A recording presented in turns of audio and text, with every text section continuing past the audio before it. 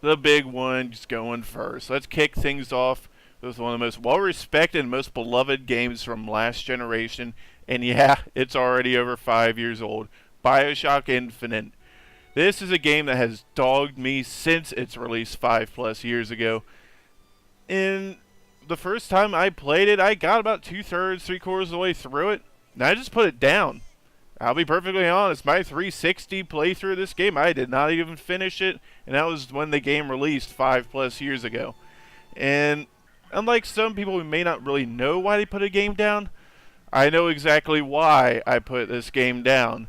I'm going to probably piss some people off with this review, but I am not a fan of Bioshock Infinite's gameplay. Not the story, not the environment, we'll get to that later, but the second-to-second gameplay of Bioshock Infinite, I'm just not a big fan of it. And it makes sense now because I've actually played the original Bioshock, and I'll be perfectly honest, I think Bioshock 1's gameplay just absolutely destroys Bioshock Infinite. Ken Levine actually stated in an available interview that they wanted Bioshock Infinite to cater to a more casual audience. And yeah, you definitely see it when you play this game. Bioshock Infinite's basically a mix of Bioshock and Call of Duty's gameplay, and it just never felt right to me. In Bioshock 1, you can basically be a one-man army of weapons. In Bioshock Infinite, you can hold two at any point in time. Yes, there are tonics, but it always felt tacked on to me in this game. Bioshock Infinite's just the second-to-second gameplay, the shooting, it's basically Call of Duty with a few more bells and whistles. And Bioshock Infinite also, I think, borrows a decent bit from the likes of Halo with its shield system. It's just how I feel about it. Bioshock Infinite's gameplay does not sit well with me. But what does is the environment and the story. Yes, Bioshock Infinite's story is amazing. I'm not going to go against any publicly held opinions there. Bioshock Infinite's setting in Colombia, the Flying City, the entire story, the arc, it's pretty goddamn amazing, and so is the ending that I am not going to spoil here, guys. The ending of Bioshock Infinite is legendary for a reason, and it is that good. Bioshock Infinite's a game I kind of compare with Alan Wake a bit. Alan Wake, though, I think its gameplay, while mediocre in one way, it just feels kind of built into the story a little bit better, I guess, if that makes sense at all. And that's kind of how I am with Bioshock Infinite, but I do think Alan Wake did it a little bit better. They're both games where the story is what you're really playing the game for. Not really for the gameplay. At least that's how I've always felt about it. I do think Alan Wake does it better, but Bioshock Infinite's story and its setting does warrant at least one playthrough. If you just don't go into it expecting, like Bioshock 1, the melding of the FPS and the RPG to create just a perfect mix mash of gameplay and whatnot. It just doesn't do it as well. It's catered more towards the Call of Duty fast-paced FPS action. But I do recommend you play it at least once. Next.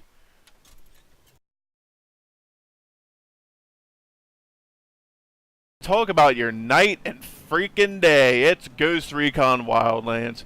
We go from a heavily story-driven, impactful, well-told story with some high-action gameplay to Mother of God, put a bullet in me because I have just done the exact same thing for the 50th time in a row.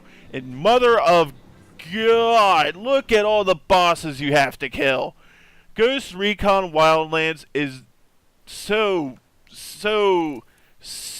perfectly put to the adage of 10 miles wide, 1 inch deep. Ghost Recon Wildlands has a massive map, and it very well may be the most Ubisoft game ever created. This game's gameplay is the only thing that will ever keep you coming back, and even that gets old and wears out its welcome in a hurry. Man, oh man, I really think Ubisoft went to try and combine the likes of Division with GTA and just completely shit the bed. This game has no clue what it wants to be. It even throws in a little bit of like Just Cause with that. They want you to explore this awesome area that you're supposed to be killing all these cartel members in and just ending unspeakable horrors. But hey, let's go jump off this mountain with a four-wheeler, why don't we? This game, it's like they just try to throw all these different genres together and try and make a perfect game, but it ends up looking like a Frankenstein creation, man. I tell you what, stay far away from Ghost Recon Wildlands. I have no problem saying this might be one of the worst games made of this generation.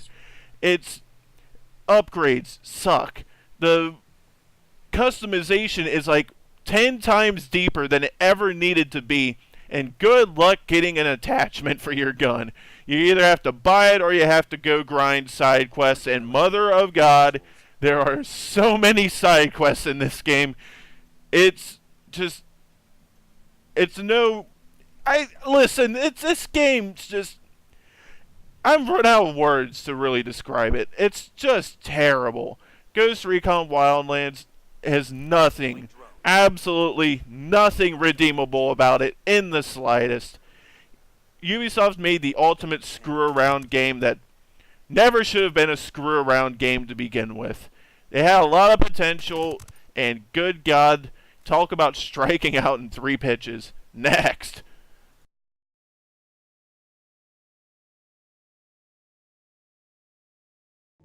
And talk about the pendulum swinging back the other way. This is Doom 3, specifically the BFG edition, but it doesn't really matter too much because I haven't played any of the DLC. Oh well. So, it's Doom 3. Doom 3 came out all the way back in 2005, and talk about one hell of a troubled development cycle that would become really an identifier of the Doom series moving forward up until Doom 4 that came out a couple years ago. Doom 3 was id's, or ID, however you want to pronounce their name, their attempt to really mix things up a bit, and I think they really liked some Halo back in the day, because good God, you will get a ton of Halo vibes when playing this game. Doom 3 tries to really get away from what made Doom Doom and take it in a more linear, more of a horde type of direction, if you want to be perfectly honest. The only problem being that this game still really wants to be a Doom game. And that is where you start to run into the Ghost Recon Wildlands problem. You start to have some real identity issues. What do you want to be? Do you want to be Doom or do you want to be a horror game? Because the two are not mutual in the slightest. Doom is a power fantasy. You are a badass soldier that can just crack demon skulls open with your bare hands and put a shotgun in one and blow it to hell and back. This game just doesn't want you to do that. It tries to build a more atmospheric world around you that is supposed to try and scare you, but there's nothing really scary in this game at all. The only real somewhat scary area is the very first part of the game when the demonic invasion, or whatever the hell you want to call it, kind of happens. That is the only part of this game where I got any type of nervousness at all. There's nothing else in this game that's going to scare you. In that regard, yeah, Doom 3, it is aged a lot.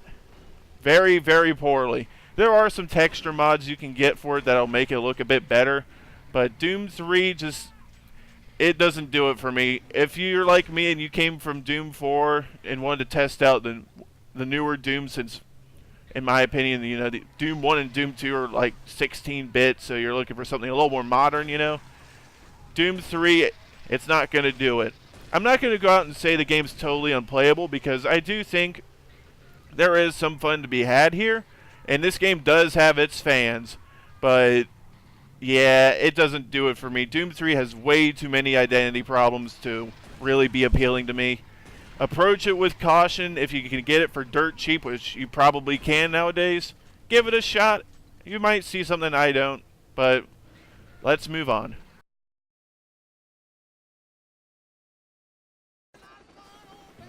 and talk about swinging back once again to the open world games, but more to the good game, and that is Far Cry Blood Dragon. Mother of God, this game is freaking incredible. Far Cry Blood Dragon is an absolute must-play if you are a fan of shooters in the slightest.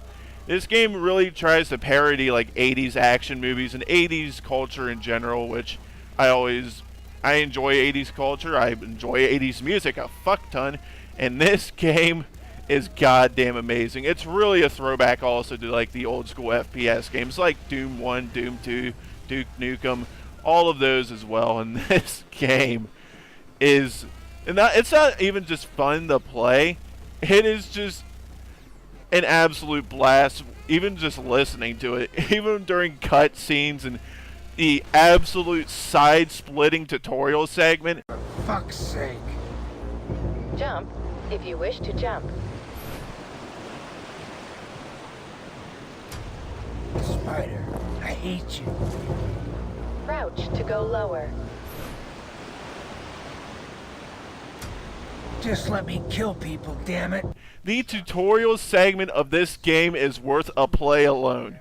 And yeah, this game's only like 4 to 5 hours long, but if that makes it like as long as most Call of Duty campaigns have been this generation. I mean, good God, this game is an absolute joy to play. The first time I beat it, I don't think I ever wiped a stupid grin off my face. Everything was absolutely hilarious. All from just the characters to Colt's, the cutscenes with Colt. This will make you more like Sloane. Powerful, but without the side effects. No, Doc. No way. I swore an oath to a special lady. Your wife? No. Lady Liberty. She taught me that winners don't use drugs. Even just remembering this shit just makes me start losing it. Far Cry Blood Dragon is one of those rare cases where you have a spin-off that's actually better than the game it's based off of. Yeah, that's going to trigger some people, but I'm not a huge fan of Far Cry 3. Far Cry Blood Dragon, though, good God, this game is begging for a sequel nowadays. And no, the stupid Trials spin-off that happened does not count. Screw that game. We need Far Cry Blood Dragon 2. Just call it Blood Dragon 2. Spin it off into its own franchise, for Christ's sake. That shit needs to happen freaking yesterday. Hell, remaster it for all I care. This game is goddamn incredible. You owe it to yourself to play Far Cry Blood Dragon once, just for the tutorial alone. But trust me, you'll keep coming back for more, because this game is unlike anything I think you will ever play. This game is just goddamn incredible. Far Cry Blood Dragon, you deserve a sequel. And that has been the Shooterpalooza for 2018, guys. Thanks for watching.